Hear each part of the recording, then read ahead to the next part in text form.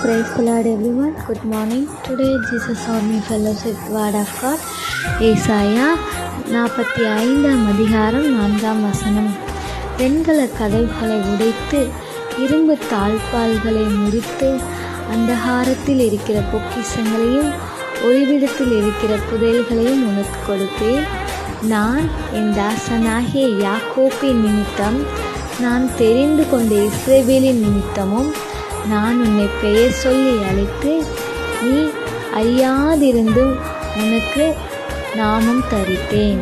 கர்த்தருடைய நாமத்துக்கு மகிமை உண்டாவதாக. இந்த காலையில் இந்த சத்தத்தை கேட்டுக்கொண்டிருக்க தேவன் உள்ள பிள்ளைகளை இன்னைக்கு ஆண்டவர் ஒரு எப்பேற்பட்ட ஆசீர்வாதத்தை இன்னைக்கு நமக்கு கொடுக்குறாருன்னா நம்ம அவர் அறியாத இருந்தோம் அவருடைய நாமத்தை நமக்கு இயேசுவின் நாமம் என்னும் நாமத்தை நமக்கு கொடுத்திருக்கிறார்.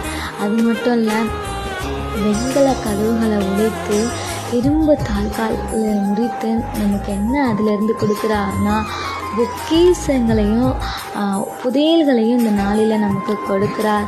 அது மட்டும் இல்லை, அவர் நம்ம இந்த நாளில் தெரிந்து கொண்டு நீ என் தாசன் என்று சொல்லி நம்மை அழைக்கிறார். நம்ம பெயர் சொல்லி அழைக்கிற தேவனாக இருக்கிற நம்முடைய தேவன் பெரியவர், பெயர் சொல்லி அழைத்த தேவன்.